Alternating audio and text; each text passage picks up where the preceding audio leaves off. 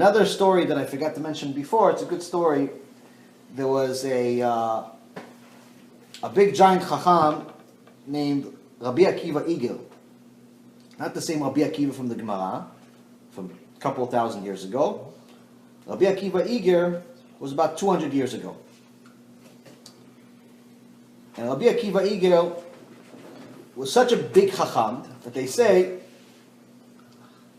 that if there was ever a question that he was not able to answer, no one will ever be able to answer it. That's how much Torah he knew. No one ever after him will be able to be alive and be able to answer the question until the Mashiach comes. Rabbi Akiva Eiger was also a giant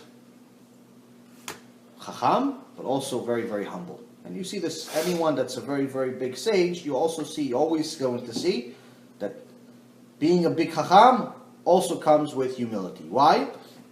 You would think that the more smarter they are, the more pride they're going to have. I'm the smartest guy here. I should have the most pride. Everyone should honor me. Everyone should praise me. But what you see with the Torah is that these giant sages, the more they learn, the more they realize how little they know.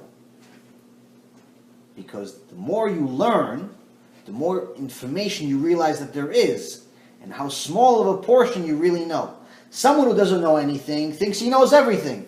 Why? Because to him, very little is everything. Someone who knows a lot knows that the world is much bigger than him. So he knows that there's a lot more.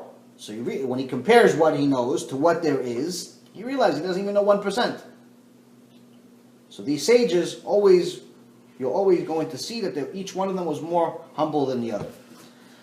So Rabbi Akiva Eiger had a very good friend who was also Gdol Adol.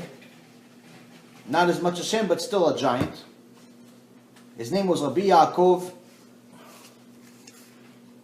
Melissa.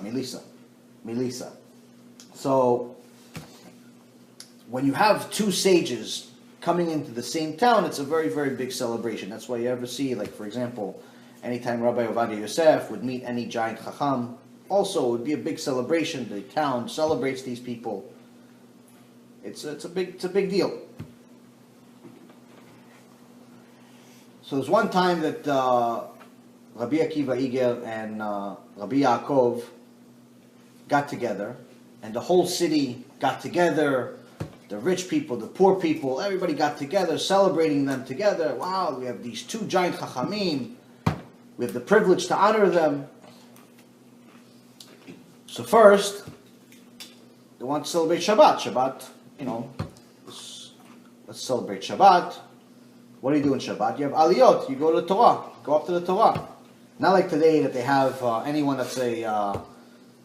goes up to the Torah and just says a blessing, even sometimes when they have a phone attached to their belt. Back then they honored the Torah like they're supposed to. So they call Rabbi Akiva Eiger to come up to the Torah first. And they see Rabbi Akiva pass out, fall on the floor, pass out. They try to wake him up. Rabbi Akiva, please, you're going up to the Torah. Passes out again. Wake him up. Come on, go up to the Torah. Passes out again. Several times this happened. Eventually, after a few times, Rabbi Yaakov said, I'll talk to him. He whispers something in his ear. He woke up, and he went up to the Torah. So after the prayer, it's the strangest thing in the world. When we tried to wake up this guy 15 minutes, he didn't wake up. You whispered something in his ear and he woke up. What did you say to him? Was it a miracle? What happened here? Some type of potion? Says, no. Because you don't understand. Rabbi Akiva, even though he's a giant, he's very humble. When you told him that he's going to go up to the Torah before me, he was so ashamed that you think that he is bigger than me, that you're giving him the honor before me, he couldn't deal with it. Even though he really was much bigger than him. He goes, okay, so what'd you tell him? He goes, I told him, I whispered in his ear, no, they're not telling you to go up first because they think you know more than me. They're telling you to go up first because they feel bad for you because you don't know as much as me. And then he felt okay with it and he went up to the Torah. That's humility. Later on, after Shabbat was over, the town wanted to honor Rabbi Akiva and Rabbi Yaakov. And they had this, in those days, there's horse and carriages, not like today with cars, obviously. This is a couple of 100 years ago. And this very, very fancy carriage, where it had rooms on the carriage. And the town wanted to take them to the city, the people wanted to take them to the next city. So you have all of these horses, but the people were like, why should we give the honor of carrying these giant chachamim, these tzaddikim, all the way to the next city? We want the honor. So they released the horses and they started carrying them. After a little while, Rabbi Akiva looks out of his window from his little room.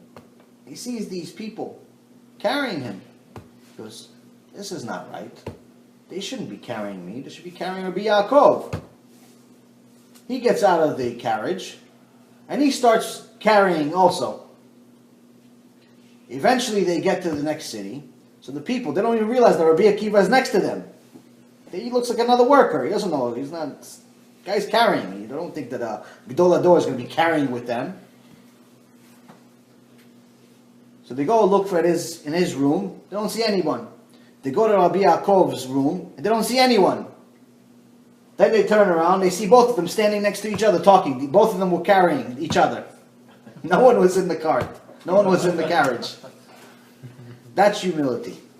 When you have a lot, but you act small. When you have HaShem calling you VaYikra, but you act like the small Aleph. And I think that's the biggest lesson we can learn from this parasha. I like that. That regardless of how much we have, act small. Relax. I like that.